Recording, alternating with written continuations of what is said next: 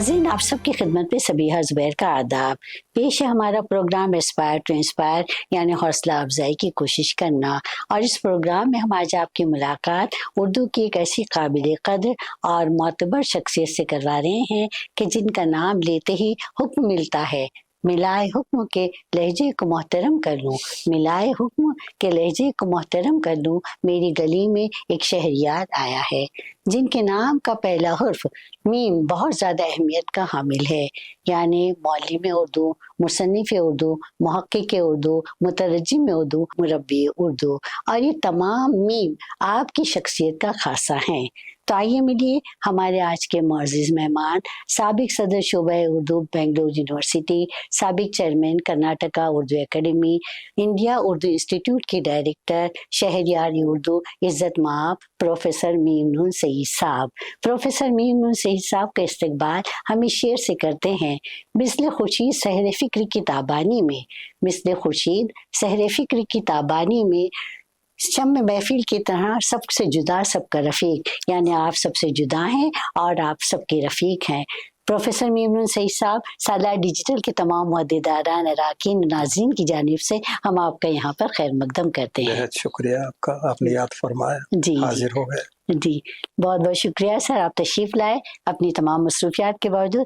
Professor साहब, सबसे पहले तो मुझे ये बताइए कि आपका इब्तदाई तालीमी पस मंज़र जिसने ख़ास तौर पर आपको उर्दू डिग्री के लिए मुतासिर किया। जी, आप इजाज़त दें तो मैं थोड़ा हाँ जी, इजाज़त है, बिल्कुल। इब्तदाई अहवाल हाँ, मेरे और उर्दू के रिश्ते के ताल्लुक से जी बता दूं जी कि कभी कभी तो मुझे ये ख्याल आता है कि अल्लाह ने जब मुझे बनाने का इरादा किया हाँ जी, तो मेरे डीएनए में उर्दू को शामिल कर दिया, ओहो जी जी, बहुत खूब जी क्योंकि मैं आपसे क्या अर्ज करूं कि बहुत कम उम्री से ही जी उर्दू से मेरी मोहब्बत का रिश्ता उस्तवार हो गया था। जी जी वालदा खुद उर्दू की उस्ताद थी, जी तो घर में चलते फिरते काम काज करते अक्सर अशार गुनगुनाया करते थे।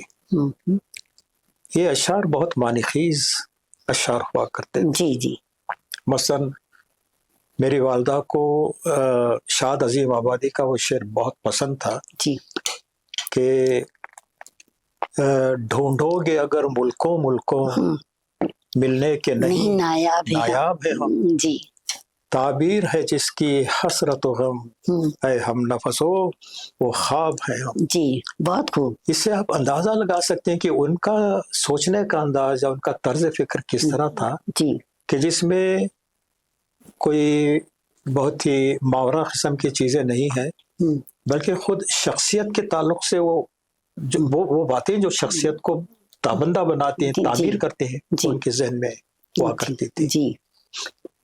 इसके साथ साथ मैं आपसे क्या अर्ज करूं कि बहुत बचपन की बात है, हमारे घर के रास्ते में उर्दू के एक उस्ताद थे, एम.ए. कादिर साहब।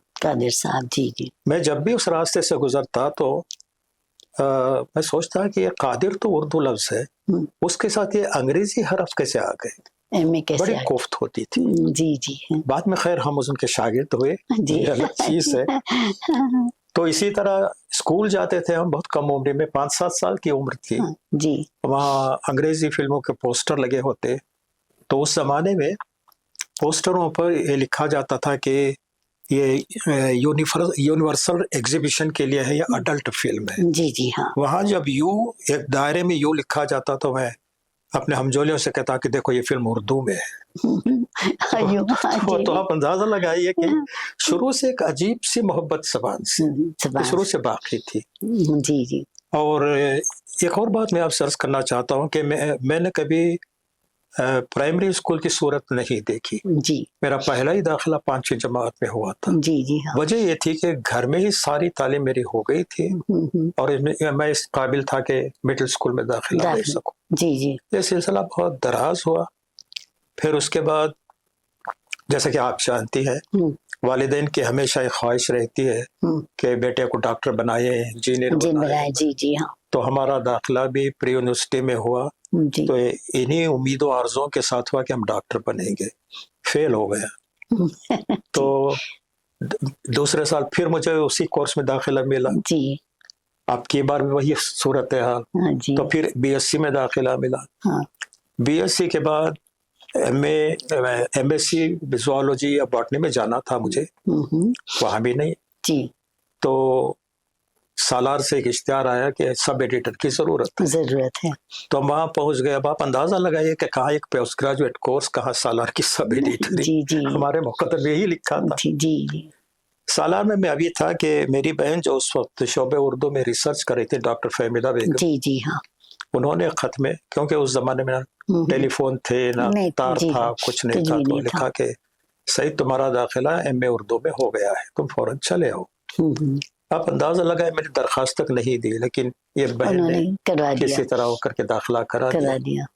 تو پھر اس کے بعد تو جو کچھ ہو تاریخ ہے۔ جی جی لیکن میں آپ سے یہ بھی عرض کرنا چاہتا ہوں کہ یہ اردو، میں نے جو اردو کے راستے سے ہٹ کر کئی راستے اختیار کرنے کی کوشش کی، تو مجھے جو ناکامی ہوئی وہ وجہ یہ تھی کہ اردو ہی میرا مقدر تھا۔ اللہ تعالیٰ نے آپ کی قسمت میں وہی لکھا تھا، ماشاء اللہ۔ اچھا یہ بتائیے پروفیسر صاحب کہ اردو تدریس کا سلسلہ کب شروع ہوا؟ ہاں میں اچھا اس کے تعلق سے میں عرض کروں کہ ایم اے کا دوسرا سال تھا جی، اور آخری امتحان دے کے نکلا میں، تو اس وقت تک میں کافی سالاروں میں میرے افسانے مضامین وغیرہ چھپنے لگے تھے، تو شہر میں کافی شہرت ہو گئی۔ جی جی جی اور لوگ پڑھتے تھے نا مجھ کو، تو ان کو اندازہ یعنی تھا، اسی زمانے سے آپ نے لکھنا بھی شروع کر دیا تھا؟ بلکہ میرا پہلا افسانہ 17 سال کی عمر میں پہلا افسانہ چھپا تھا میرا، جی ہاں، خاتون مشرق دلی میں۔ اچھا اچھا جی جی، اور سالار کا اجرا ہوا تو میں باقاعدہ لکھ رہا تھا اس، جی جی ہاں، تو کافی نام ہو گیا تھا۔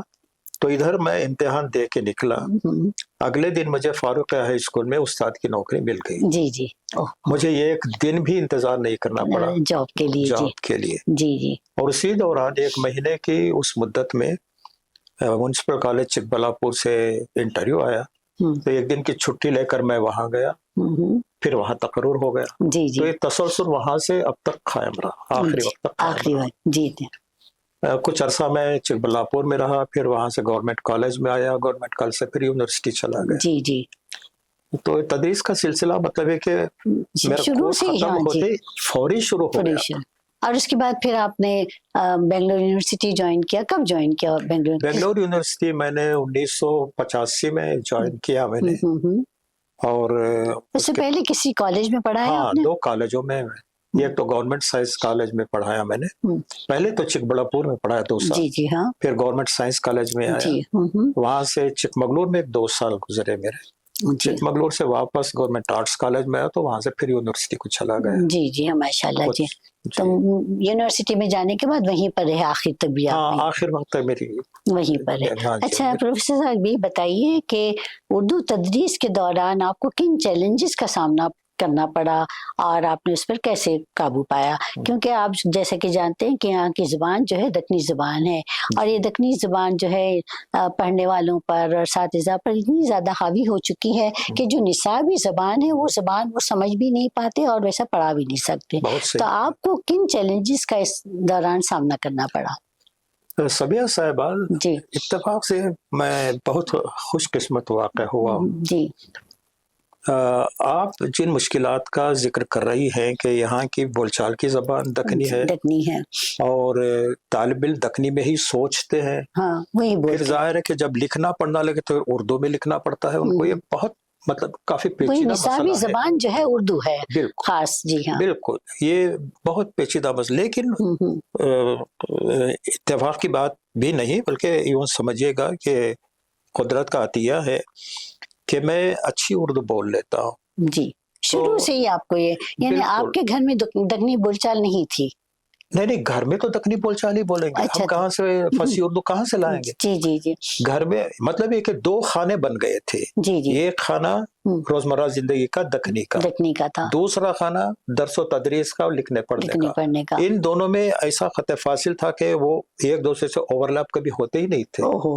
جی ہاں، تو جس رسمی صورتحال میں اردو بولنا پڑتا، تو مجھے اتنی قدرت اللہ نے زبان میں دی تھی کہ تدریس کے دوران مجھے کبھی وہ مطلب کہ اظہار کی کمی یا ذخیر الفاظ کی کمی نہیں یا محسوس ہوئی. ہاں اظہار میں کسی قسم کی کجی، اس کا مجھے کبھی سامنا ہی نہیں کرنا پڑا. جیسے آج کل کے اساتذہ بہت زیادہ اس سے جو ہے گزر رہے ہیں جی اس مشکل سے. جی ہاں. تو جب بھی میں نے کلاس لی 100% توجہ میری طرف رہتی تھی. جی جی یہ 1% بھی توجہ کہیں ہٹتی نہیں تھی، کیونکہ زبان پر جو قدرت تھی تو جی جی ہاں وہ ایک طرح کا سر ہو، جی ایک ہاں جادو سا ہو جاتا تھا بچوں پر. جی ہاں یہ شروع سے آخر تک میرے ساتھ رہا ہے. تو ظاہر مجھے پڑھانے کے دوران کسی قسم کے چیلنجز کا سامنا نہیں کرنا پڑا.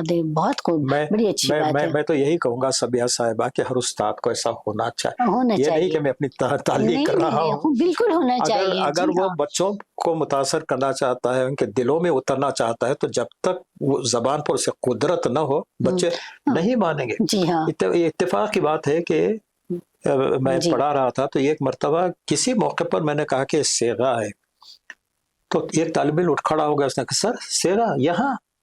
میں چونک گیا. غلطی مجھ سے غلطی ہو گئی تھی. جی جی حیرت ہوئی کہ ایک طالب ڈگری کا فرسٹ ایئر ڈگری کا طالب علم ہے اٹھ کر سوال کر رہا ہے کہ سر یہاں صیغہ کیا مطلب. تو یہ بات ہونی چاہیے. جی ہاں. استاد اگر مطلب ہے کہ قابل ہو تو پھر ایسا سوال تو میں نے معذرت کی. میں نے پھر اس کے بعد اپنا لیکچر نہیں، زبان اور خیال کا جو ہے بہت ہی زیادہ جو ہے میل جول ہونا چاہیے. خیال بھی اچھا ہونا چاہیے، زبان بھی شائستہ اور شستہ ہو، تو جو ہے آپ شاگردوں کے ذہنوں تک رسائی حاصل کر سکتے ہیں. بہرحال جو ہے پروفیسر صاحب، ہم بہت بڑے صحافی ہیں خوشونت سنگھ صاحب. اردو کی تعلیم کے بارے میں اور اردو سیکھنے سکھانے کے بارے میں ایک بہت پتے کی بات کہی جو مجھے بہت پسند آئی تھی. وہ میں نے سنی تو میں آپ سے بتانا چاہ رہی ہوں کہ عشق کرنا ہو تو اردو سیکھیے، اور اردو سیکھنی ہو تو عشق کیجیے. تو یہ جب آپ کا چونکہ اس پیشے سے تعلق رہا ہے کافی سالوں تک، تو میں یہ پوچھنا چاہ رہی ہوں کہ اردو زبان کو سیکھنے سکھانے کا بہترین طریقہ کیا ہے؟ کیا عشق کرنا ضروری ہے؟ سبیہ صاحبہ آپ نے خوشونت سنگھ صاحب کا حوالہ دے کر بات کو بہت واضح کر دیا ہے. جی ہاں، سچ مچ عشق ہونا چاہیے. جی سبیہ صاحبہ آج کل ہم دیکھتے ہیں کہ یہاں پر اردو سے نمائشی محبت بڑھ گئی ہے. اس نمائشی محبت میں وہ اردو کی ڈیپتھ تک، اس کی جڑوں تک، اس کی اصل تک جانا ہی نہیں چاہتا. اس کی خوبیوں کو پہچاننا نہیں چاہتا. تو ظاہر ہے کہ ایسی نمائشی محبت یہ سرسری ہوتی ہے، اڑ جاتی ہے، قائم نہیں رہتی، یاد ہی نہیں رہتا ہے پھر. میں نے یہ سنا ہے کہ میں بتانا چاہوں گی کہ آگے پڑھ پیچھے بھول پاس کر ہائی اسکول والا معاملہ ہے. جی ہاں، آگے کا پڑھتے جاتے ہیں اور پیچھے بھولتے جاتے ہیں، ایک شعر یاد نہیں کر پاتے. میں بھی چونکہ اس سے گزر چکی ہوں تو میں آپ کو بتا دوں کہ میں نے بھی کئی سالوں پڑھایا ہے، اور میں اپنی طالبات سے کہا کرتی تھی کم سے کم روزانہ 5 شعر یاد کیجیے آپ. تو آپ یہ بتائیے کہ مہینے کے آخر میں آپ کے پاس 150 اشعار کا ذخیرہ جمع ہو جائے گا. لیکن بہت کم بچیاں جو ہے وہ اشعار یاد کر پاتی تھی، اور میں ان کو اشعار دیا کرتی تھی، غالب کے اشعار، جگر کے اشعار، ذوق کے اشعار. جی ہاں، بہت کوشش کی میں نے. وہ یاد تو کرتی تھی لیکن اس کے بعد دوسرے دن پوچھا جائے تو بھول جاتی تھی، کیونکہ وہ جذب اور شوق کے ساتھ نہیں کرتی نہیں تھا. جیسے آپ نے کہا، بہت صحیح کہا سعید صاحب. اچھا یہ بتائیے کہ اردو زبان کی تدریس کے لیے جدید ٹیکنالوجی کا کیا کردار رہا ہے اور کیا کردار ہونا چاہیے؟ دیکھیے، تدریس کے سلسلے میں ٹیکنالوجی تو ہے سبیہ صاحبہ اپنی جگہ پر ہے، لیکن بنیادی چیز زبان سے محبت ہونی چاہیے. اگر آپ کو خود اعتبار نہ ہو کہ یہ میری زبان ہے اور اچھی زبان ہے، ساری دنیا اس کی قدر کرتی ہے، آپ کے دل میں وہ احساس نہیں ہے بلکہ سمجھتا کہ کیا ہے اردو، کیا زبان ہے. اچھا میں آپ کو ایک بات بتانا چاہتا ہوں کہ وہ کتابیں چونکہ میرے پاس اکثر رہتی ہیں، نصابی کتابیں، تو کبھی کبھی فون آتا ہے کہ سر کتاب فوراً چاہیے مجھے، کل امتحان ہے. آپ اندازہ لگائیے ایک دن پہلے کیا پڑھیں گے. ایک دن پہلے، اور ان کو زام ہے. اچھا وہ بھی کیا 200-300 کلومیٹر دور سے فون آتا ہے کہ کب تک پہنچے گی کتاب، کب تک پہنچے گی، کل امتحان اور کتاب. اچھا آپ اندازہ لگائیے کہ یہ کس قسم کا رویہ ہے کہ آپ یعنی 6 مہینے آپ کے پاس پہلے سے موجود تھے، جی جی جی کتاب طلب کر سکتے تھے، بالکل، کل امتحان ہے تو آپ آج کتاب طلب کر رہے ہیں، جی ہاں، تو یہ بہت ہی غلط رویہ نہیں، ہے۔ اور اس کی یہ بھی وجہ ہے سعید صاحب کہ جو ہے کالجز میں پڑھانے کے لیے اساتذہ نہیں ہے، جی اور جب اساتذہ نہیں ہو تو طلباء طالبات کو کافی مشکلوں کا سامنا کرنا پڑتا ہے، جی اور وہ بالکل، اساتذہ جو ہے بس بنی بنائی چیزوں پر نوٹس مل جائے، کہیں سے گائیڈ مل جائے تو اسی میں رہتے ہیں۔ جس طرح سے آپ نے کہا میں بھی اس تمام چیزوں سے گزر چکی ہوں، مجھے بھی ایک دن پہلے فون آتا ہے، میڈم آپ کے پاس وہ نوٹس ہیں کیا، تو پلیز دیجیے، تو میں تو نہ کہہ دیتی کہ میں نے کہا ایک دن پہلے میں آپ کی مدد صحیح نہیں بات۔ کر سکتی، تو اس طرح کی بہت سی چیزیں نہیں، ہوتی ہیں۔ جیسا آپ نے فرمایا کہ اساتذہ کا نہ ہونا بھی ایک بہت بڑا مسئلہ بہت ہے، بڑا مسئلہ ہے، بہت سارے بچے اردو لے لیتے ہیں، ان کی رہنمائی نہیں ہو پاتی، نہیں ہو یہ پاتی۔ مسائل بھی ہیں۔ تو کچھ تو میرے خیال میں کچھ ایسا ہونا چاہیے کہ کوئی ایسا ویب سائٹ ہونا چاہیے کہ جہاں پر بچوں سے آپس میں گفتگو بھی وہ بچے جن کو پڑھانے کے لیے کوئی استاد نہیں ہے وہ براہ راست آئے، فون پر آئے، آن ویب لائن، جی سائٹ پر ہاں، آئے، کلاسیں، گفتگو کریں، تبادلہ خیال کریں۔ تو ایسی کوئی صورت ہو تو میرے خیال میں اس کے علاوہ ظاہر ہے کہ ہم یہ تو توقع نہیں رکھ سکتے کہ جہاں جہاں اردو پڑھنے والے بچے ہیں وہاں کسی نہ کسی استاد کا تقرر ہو جائے گا، ایسا ممکن نہیں ہے حالات میں ہمارے۔ جی ہاں، تو کم از کم ایک مرکزی ادارہ یا مرکزی کچھ ایسا ہونا چاہیے کہ ہر پڑھنے والا طالب علم وہاں تک پہنچ سکے اور اس کی کسی حد تک مدد ہو سکے۔ اچھا سعید صاحب یہ بتائیے کہ اردو نصاب کے تعلق سے میں بات کرنا چاہتی ہوں کہ کیا آپ اردو نصاب جو آج کل بنایا جا رہا ہے، چاہے وہ اسکول کا ہو، ڈگری کالج کا ہو، پی یو سی کا ہو یا پوسٹ گریجویٹ کا ہو، آپ کیا اس نصاب سے مطمئن ہیں؟ کیا آپ نہیں سمجھتے کہ ہمارے اردو نصاب میں بہت زیادہ تبدیلی کی ضرورت ہے؟ میرا ایسا خیال ہے کہ کچھ ایسے مضامین ہونا چاہیے جس کو پڑھنے میں بھی جو ہے ان کو شوق آئے اور پڑھانے والے اساتذہ کو بھی شوق آئے۔ بالکل تو آپ کا کیا خیال ہے اس بارے میں؟ نہیں، آپ بہت صحیح کہتی ہیں جی کہ ہمارے بچوں میں اردو کے ذوق کی کمی کا ایک سبب یہ بھی ہے جی ہاں کہ نصابی کتاب سے ان کو انسپریشن نہیں مل رہی ہے۔ جی ہاں، کچھ ایسے مضامین ہو جو پڑھنے کے بعد اس کو شوق ہو کہ ہم مزید جستجو کریں، مزید اس طرح کے مضامین ہو۔ جی ہاں، اچھا، اس کے پیچھے ایک پوری سوچ کار فرما ہونا چاہیے کہ جن بچوں سے ہم خطاب کر رہے ہیں، جن بچوں تک ہم یہ مواد پہنچا رہے ہیں، کیا یہ اس کی دلچسپی کا پورا سامان اس کے اندر موجود ہے؟ اگر وہ دلچسپی ہے تو کیا یہ دلچسپی اس کو مزید آمادہ کرے گی کہ ہم مزید جستجو کریں اور مزید اپنی زبان کو۔ جی ہاں، یہ دیکھیے، آپ نصابی کتابوں کا عام طور پر ہمارا یہ تجربہ ہے کہ کسی کو نصاب بنانا ہے تو پرانی چند کتابیں اٹھا لیجئے، وہاں سے کچھ مضمون لے لیا، کچھ نظمیں، کچھ غزلیں، ایک مجموعہ بنایا اور دے دیا۔ اس کے پیچھے وہ سوچ ہی کار فرما نہیں ہے کہ ہم یہ نصاب کس کے لیے بنا بدل چکا ہے۔ جی ہاں، آج کا طالب علم اتنا ذہین ہے کہ وہ اڑتی چڑیا کے پر گن لیتا ہے۔ جی ہاں، تو اس کی ضروریات کا لحاظ کیے بغیر ہم صرف پرانے مضامین اٹھا کر اس کا مجموعہ اس کے حوالے کریں تو اس کی دلچسپی بھی زبان سے نہیں ہوتی۔ جی ہاں، آپ جانتے ہیں کہ آپ خود بھی اس کی چیئرمین رہ چکے ہیں اور میں بھی اس ٹیم کا ممبر تھی، تو اس زمانے میں جب ہم نے نصاب بنایا تھا تو میں اس وقت بہت مطمئن تھی کہ ایک اچھا، بہت ہی زیادہ اسٹینڈرڈ معیاری نصاب ہم نے بنایا ہے، لیکن آج کل جو ہے ہمارے بعد جو بھی نصاب بنائے جا رہے ہیں تو میں تو اس سے مطمئن نہیں ہوں۔ کیا جائے، اس میں سنجیدہ سوچ کی ضرورت ہے، سنجیدہ لوگوں کو رکھا جائے، ماہرین زبان ادب کو رکھا جائے تاکہ وہ اس کے ساتھ انصاف کر سکیں۔ اچھا سعید صاحب، ایک بہت ہی اہم سوال ہے کہ اردو زبان کے مستقبل کو بنانے کے لیے، بہتر بنانے کے لیے اردو اساتذہ کا کیا رول ہونا چاہیے؟ بات وہیں پر گھوم پھر کر آ جاتی ہے کہ اردو اساتذہ کا کیا رول ہونا چاہیے؟ بہت بڑا رول ہے جی، کیونکہ اردو زبان کی ترقی اور بقا اور اس کی دلچسپی کو قائم رکھنے کی ساری ذمہ داری اردو اساتذہ میں ہے۔ وہی تو زبان پڑھاتے ہیں، وہی تو زبان سے محبت سکھاتے ہیں، اور اگر استاد ہی اس قابل نہ ہو کہ وہ اپنے شاگردوں میں اردو زبان کا ذوق پیدا نہ کر سکے تو یہ بڑی بدبختی کی بات ہے۔ بہت بدبختی کی بات ہے۔ میرا خیال یہ ہے، جیسا آپ نے کہا، کہ ایک صورت یہ ہو سکتی ہے کہ دیکھیے ملازمت تو مل ہی جاتی استاد کی، اس کے بعد وہ زبان اور ادب سے اپنا رشتہ استوار کرنے کی کوئی کوشش، شعوری کوشش نہیں کرتے۔ بالکل صحیح کہا۔ جتنا نصاب ہے اتنا ہی پڑھا دیا، تو اس طرح تدریس ہوتی نہیں ہے۔ اس کو جتنا پڑھانا ہے اس سے کہیں 10 گنا زیادہ مزید حاصل کرنا ہے جی. اس کی ایک ہی صورت یہ ہو سکتی ہے کہ ایسے اساتذہ کے لیے جیسے ریفریشر کورس وغیرہ ہوتے ہیں، تربیتی ورکشاپ ہونی چاہیے ان کے لیے. ہونی چاہیے، اور اس کے لیے ہمیں جی ہاں سرکار پر تکیہ نہیں کرنا چاہیے.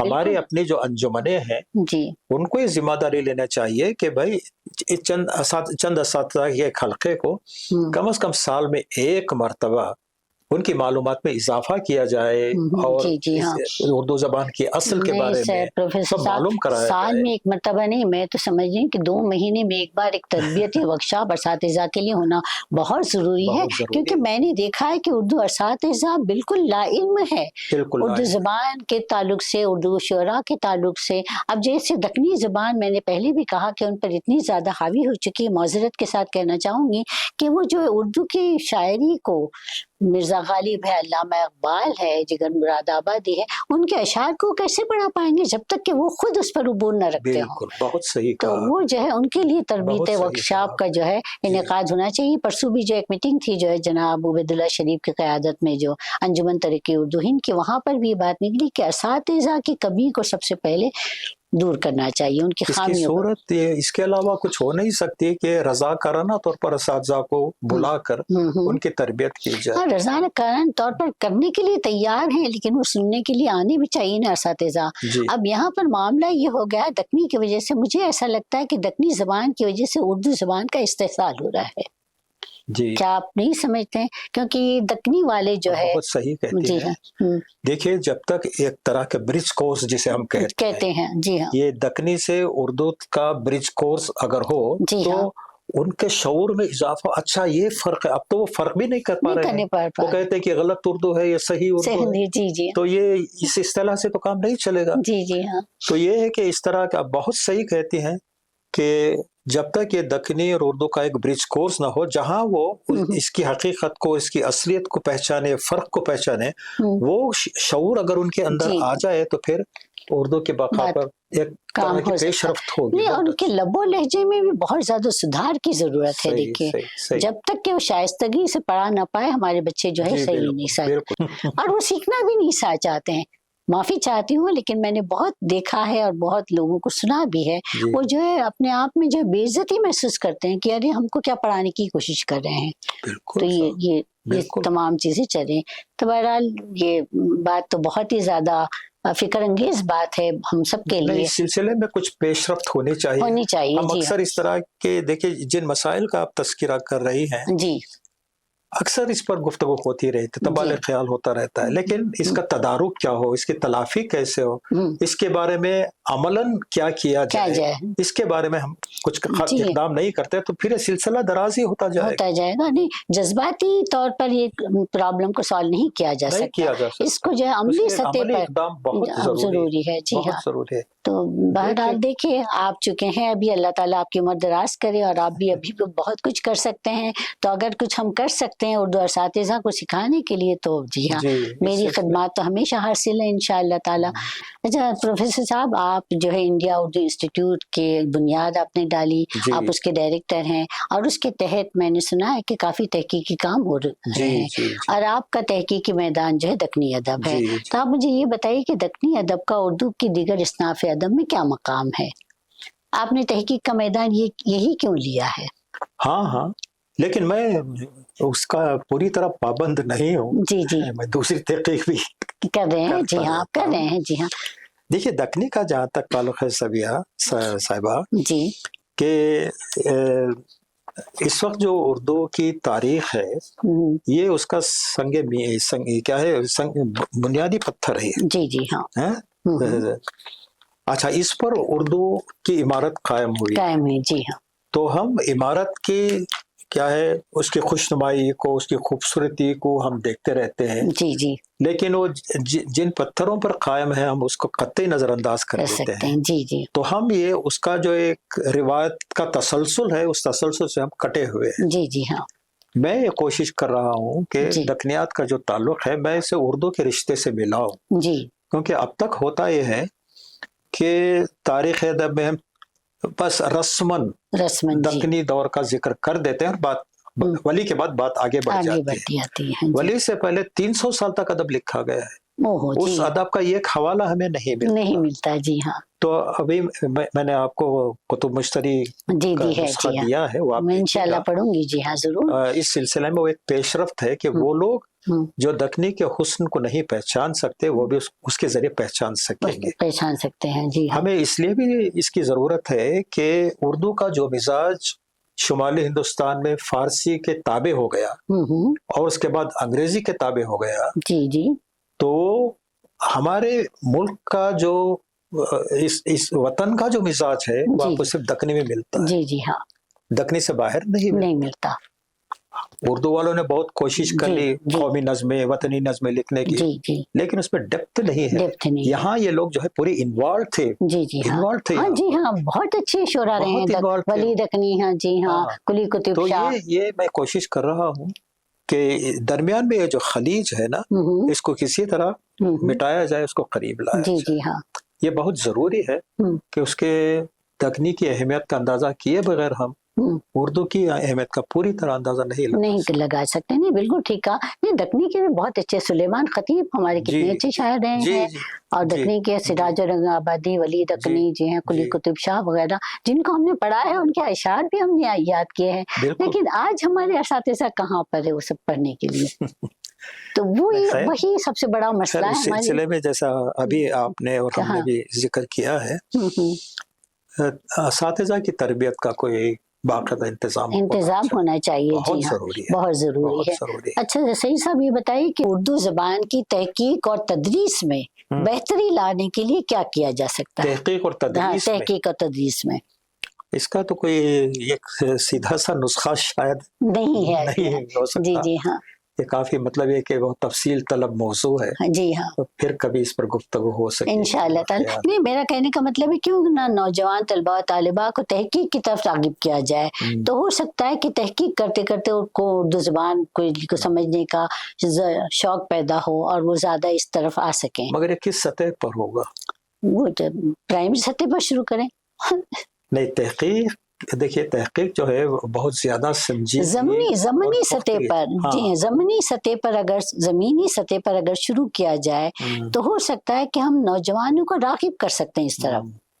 تو کیا خیال ہے آپ کا؟ مثلا میں آپ سے عرض کرنا چاہتا ہوں. جی, آپ کسی بھی استاد سے پوچھ لیجئے, اردو کے کسی استاد سے پوچھ لیجئے آپ کہ بھی اردو کہاں سے آئی, تو کہیں گے کہ مغلوں کے دور سے آئی. جی جی ہاں. اور اردو کا مطلب ہے لشکر. اچھا, لشکر, تو یہ زبان لشکر میں پیدا ہوئی. جی جی, ہر استاد یہی بتائے گا. جی ہاں. میری سمجھ میں یہ نہیں آتا کہ لشکر کا کام جنگیں کرنا ہے, زبانیں بنانا ہے. اچھا, صرف اردو لشکر میں بنی؟ اردو لشکر میں بنی. اور کتنے لشکر کہاں کہاں نہیں ہوں گے. جی, ان لشکروں میں زبانیں کیوں نہیں بنی؟ جی جی, ہاں, یہاں کنٹونمنٹ ایریا میں بہت بڑی فوج رہتی ہے, اس نے کوئی زبان کیوں نہیں بنائی؟ جی بالکل صحیح کہا آپ نے.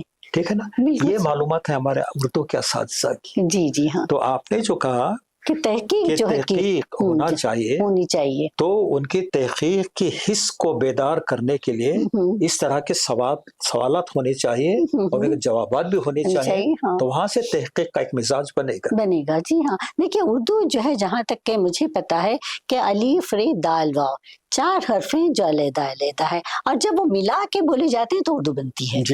تو اور کتنی خوبصورت زبان ہے. اب یہاں پر یہ بھی بات ہے کہ اردو کے خلاف تعصب پھیلانے والے لوگوں کا ایک گروہ ہے جو اردو زبان کو جڑ سے ختم کر دینا چاہتے تھے. لیکن حالیہ دنوں میں سپریم کورٹ کے فیصلے نے سب کی زبانیں بند کر دی. جی ہاں, بہت بڑا فیصلہ تھا کہ اردو جو ہے ہندوستان کی زمین پر جنم لینے والی پہلی ہند آریہ زبان ہے, جو صدیوں کے حسین ثقافتی امتزاج کے بعد آئی ہے. تو یہ جو لوگ جو ہے, یہاں پر میں آپ سے یہ کہنا چاہتی ہوں کہ ہندی کو ہندوؤں سے اور اردو کو مسلمانوں سے جوڑ کر ہندوستان کی قومی یکجہتی کے خلاف جاتے ہیں یہ لوگ. بالکل صاحب, جی ہاں, بہت صحیح کہتی ہیں. تو یہ ایسا جو ہو رہا ہے تو یہ ہمارے لوگ سمجھ نہیں پا رہے کہ ہمارے ساتھ کیا ہو رہا ہے اور کیوں ہو رہا ہے. کوئی ایسا متعصب طبقہ ہے تو ہمارے پاس ایسا کیوں کوئی طبقہ نہیں ہے جو مثبت سوچ لے اور بتائے کہ نہیں اردو صرف مسلمانوں کی زبان نہیں ہے بلکہ اردو ہندوستان کی زبان ہے, ہندوستانیوں کی زبان ہے. تو یہ بات وہ سمجھ آپ بہت صحیح کہتی ہیں. جی جی ہم بھی اکثر اردو کی تائید میں اس کی حمایت میں کہہ لیتے ہیں کہ گنگا جمنی تہذیب کی علامت ہے اور ہندوؤں اور مسلمانوں کی مشترکہ میراث ہے. یہ سب اپنی جگہ. لیکن اگر آپ اردو کے جلسوں میں جائیے تو صرف مسلمانوں کا جلسہ لگے گا. جی جی بالکل ہے نا. یہ کیوں ہوتا؟ ایسا نہیں ہونا چاہیے. نہیں ہونا چاہیے. جب آپ یہ دعویٰ کر رہے ہیں تو دعوے کے بالکل خلاف آپ کام کر رہے ہیں تو یہ آپ اردو کو نقصان پہنچا رہے ہیں. جی ہاں. تو یہاں بھی ذہنوں میں تبدیلی لانے کی ضرورت. غیر اردو دانوں کو بھی جہاد نے مدعو کرنا چاہیے. بالکل صحیح. اور جی ہاں ہمارے جتنے بھی پروگرام ہیں ان کے وہاں پر ان کی شمولیت بہت زیادہ ضروری ہے. بہت ضروری ہے تاکہ ہم ان کو بتا سکیں. یہ خیر سگالی کا جذبہ پیدا کرنے کے لیے جب تک ہم ان کو دعوت نہیں دیں گے وہ تو یہ سمجھے وہ بہت ہی سسپیشس انداز میں دیکھتے رہیں گے ہم کو. جی ہاں کہ کیا ہو رہا ہے. شک و شبے سے دیکھیں گے اچھا یہ اکیلے اکیلے کیا کر رہے ہیں. بھائی ان کو آپ شامل کر لیجیے تو تب کیا ہے ان کا وہ شک دور ہو جائے گا. ہم خود اپنے آپ کو ایک طرح کے مطلب ہے کہ گھٹو قسم کی ذہنیت کا ہم اپنے آپ کو شکار بنا رہے ہیں. جی ہاں اس سے باہر نکلنے کی کوشش کرنا نہیں چاہیے. تنگ نظر ہوتے جا رہے ہیں ہم. جی ہاں بہت زیادہ تنگ نظر. بہت صحیح بات. تو اچھا سر پروفیسر صاحب آخری سوال یعنی آخری نہیں میں آپ کے افسانوں کے تعلق سے بات کرنا چاہتی ہوں کہ آپ کے افسانوں کا مجموعہ پھوار میں نے بھی پڑھا ہے. بہت اچھے افسانے ہیں. تو ان افسانوں کے تعلق سے کچھ بتائیے. اس کے بارے میں نے یہ نہیں پڑھا کہیں پر بھی کہ ان افسانوں کو پڑھنے کے بعد ہمارے قاضیان ادب نے کیا فیصلہ کیا تھا. جی یہ تو خیر وہی بتا پائیں گے. میرا کام تو لکھنا ہے اور وہ بتانا ان کا کام ہے. لیکن یہ ہے کہ میں ایک بات آپ سے عرض کرنا چاہتا ہوں کہ جب یہ افسانے زیادہ تر سالاری میں چھپے تو اس زمانے میں سالار میں جب میرا کوئی افسانہ آتا تھا تو مجھے 15-20 خطوں کے فین میں لایا کرتی تھی. ایک غیر معمولی چیز تھی میرے بہت زیادہ. اور اکثر راز امتیاز صاحب سے جو ایڈیٹر تھے ادبی ایڈیٹر تھے ان سے تقاضے ہوتے تھے کہ سعید صاحب کا اگلا افسانہ کب آ رہا ہے. تو مطلب کہ عوامی مقبولیت مجھے بہت ملی. اس میں کوئی شک نہیں. اور اس کے بعد ابھی حالیہ دنوں میں اس کا جو ادبی مرتبہ ہو سکتا ہے یا ہوگا اس کے بارے میں ڈاکٹر طاہرہ نورانی کا کتاب لکھ رہی ہے میمنون سعید اور ان کے افسانے آئی ہے آنے والی ہے. اس میں انہوں نے بہت اچھا تجزیہ کیا ہے. غیر معمولی دقت نظری کے ساتھ تو کیا ہے. میں چاہوں گا کہ وہ لوگ جنہوں نے میرے افسانے پڑھے اس کتاب کا ضرور. نہیں میں بھی لکھنا چاہ رہی ہوں لیکن مجھے چونکہ مہلت نہیں ملی اور ذرا مصروفیت زیادہ تھی. میں نے کئی دنوں سے سوچ رکھا تھا کہ آپ کے افسانوں کے بارے میں جو ہے ایک تبصراتی جو ہے کتاب جو ہے چھوٹی سی انشاءاللہ. جی ضرور کروں گی. اچھا تو سعید صاحب ہمارے ناظرین کو خاص طور پہ اردو محبان اردو کو اردو اساتذہ کو اردو طلباء و طالبات کو آپ کیا پیغام دینا چاہیں گے؟ صاحب اس کے علاوہ کیا ہو سکتا ہے کہ پیغام محبت ہے. جی زبان سے محبت کیجیے. زبان سے محبت کی نمائش نہ کیجیے. جی اور زبان سے محبت کا مطلب یہ ہے کہ آپ زبان سے محبت کریں گے تو اس میں ڈوبیں گے آپ. سطحی طور پر دعوے نہیں کریں گے. اس کی اصل کو اس کی حقیقت کو پہچانیے. اس کے حسن کو پہچانیے. اور اس کے حسن کو پہچانے کے بعد اس کی قدر کرنا سیکھیے گا. ہم کبھی کبھی اردو کے تعلق سے احساس کمتری کے شکار ہو جاتے ہیں. مجھے قطعی یہ بات پسند نہیں ہے. میں نے اکثر سبیہ صاحبہ میں نے دیکھا ہے کہ اردو کے بعض اساتذہ کسی محفل میں جمع ہیں. بہت دوسرے لوگ بھی ہیں غیر اردو بھی ہیں. اگر وہاں کوئی پوچھتا ہے کہ آپ کیا کرتے ہیں تو وہ کہیں کہ میں لیکچرر ہوں. کس زبان کا؟ لٹریچر کا. اردو کا نام لیتے ہوئے شرم آتی ہے. اردو کے استاد کو شرم آتی ہے اردو کا نام لیتے ہوئے. یہ رویہ ترک ہونا چاہیے. اردو سے اصل محبت کیجیے گا. اس سے آپ کی عزت بڑھے گی. جی ہاں بے باک یہ دہل کہیے کہ میں اردو پڑھاتا ہوں. میں اردو سے فخر سے کہیے. اردو سے میرا رشتہ ہے. جی ہاں کتنی بڑی بات ہے کتنی اہم بات ہے. یہ مرتبہ کیا ہوا جی کہ ایک ہمارا मुसलमानों का कॉलेज है, बहुत अच्छा बड़ा कॉलेज है। उसके प्रिंसिपल से हमारी मुलाकात हुई तो मैंने उनसे कहा कि साहब आप ऐसा कीजिए कि जो कमरों पर बोर्ड तख्तियां लगी हैं नामों की, जी हाँ, वहाँ उर्दू में भी लिखवाइए। जी हाँ। उन्होंने कहा कि इस तरह हमारे कॉलेज की साख गिर जाएगी। गिर जाएगी। उर्दू वाले तो साहब ये रवैया खत्म होना चाहिए। जी भाई, आपके पास इतनी हिम्मत होना चाहिए, उतना हिम्मत होना चाहिए। जी भाई हाँ। आपको अपनी जबान पर फख्र नहीं है क्या? हाँ। तो उस फख्र को जाहिर कीजिए ना, आप छुपाते क्यों हैं? तो यहाँ पर एक बहुत ही अहम बात मैं आपसे कहना चाहती हूँ, क्या ये तो आपका पैगाम है कि मादरी ज़बान है हमारी, यकीनन हम मोहब्बत करते हैं, कहीं कम करते हैं, कोई ज़्यादा करते हैं, लेकिन ज़बान से मोहब्बत के साथ-साथ आप ज़बान की इज़्ज़त भी कीजिए। इज़्ज़त करना बहुत ज़रूरी है। जी हाँ, जब तक कि आप अपनी ज़बान की इज़्ज़त नहीं करेंगे, तब तक कि आपकी ज़बान तरक्की नहीं आपकी इज़्ज़त नहीं करेंगे तो दूसरा क्यों इज़्ज़त क्यों करेगा? तो हमारा यही पैगाम है कि जैसा आपने कहा, ज़बान से मोहब्बत भी कीजिए, उसकी इज़्ज़त भी कीजिए और उसके बोलने में, लिखने पढ़ने में और अपने आप को उर्दू वाला कहने में फख्र महसूस कीजिए। हाँ, बिल्कुल एहसास कमतरी का शिकार आपको नहीं होना चाहिए कि उर्दू पढ़ते हैं, पढ़ाते हैं, बल्कि फख्रिया कहिए कि मैं उर्दू पढ़ता हूँ, उर्दू पढ़ाता हूँ, उर्दू सीखता हूँ, उर्दू सिखाता हूँ। बहुत सही। जी हाँ, तो प्रोफेसर साहब आपका बहुत बहुत शुक्रिया, आप अपनी मसरूफियात के बावजूद यहाँ पर तशरीफ लाए और हमारे नाज़रीन को आपने उर्दू तालीम और तदरीस के ताल्लुक से बहुत अच्छी बातें कही है। बल्कि मैं कह रही हूँ कि आपके साथ गुफ्तगू जो है बहुत ही ज्यादा अच्छी रही, बहुत ज्यादा खुशगवार रही। जी हाँ, तो नाज़रीन आपने देखा, आपने सुना, ये थे हमारे आज के मोअज़्ज़िज़ मेहमान प्रोफेसर मीमनून सईद साहब। प्रोफेसर मीमनून सईद साहब ने उर्दू ज़बान और अदब से अपने हर ताल्लुक को, अपने हर रिश्ते को, अपने हर किरदार को बखूबी निभाया है। आप अपने शागिर्दों की समाअतों तक महदूद नहीं रहे, बल्कि उनके ज़हन दिल तक रसाई हासिल की है और ये साबित कर दिखाया है कि अगर ये खूबसूरत ज़बान को सही शऊर और सलीके से पढ़ाया जाए तो उर्दू के तलबा और तालिबात में भी यकीन और एतमाद पैदा हो सकता है और उनकी तकदीर भी संवर सकती है। बकौल शायर, एक पत्थर की भी तकदीर संवर सकती है, एक पत्थर की भी तकदीर संवर सकती है, शर्त यह है कि सलीके से संवारा जाए। प्रोफेसर मीमनून सईद साहब की खिदमात, उनकी काविशें, उनकी मेहनतें लायक तहसीन ही नहीं बल्कि लायक तकलीद भी हैं। ज़रूरत इस बात की है कि उर्दू असातिज़ा आपके नक्शो कदम पर चलें और उर्दू ज़बान की तरक्की, फ़रोग़ और बका के लिए जज्ब एहसास की गर्मी के साथ कोशिश करते रहें। आइंदा हम फिर मिलेंगे चंद और नई बातों और नई शख्सियतों के साथ। तब तक के लिए सबीहा ज़ुबैर को इजाज़त दीजिए। खुश रहिए और अपनी ज़ात से दूसरों को खुश रखने की कोशिश कीजिए। बहुत बहुत शुक्रिया।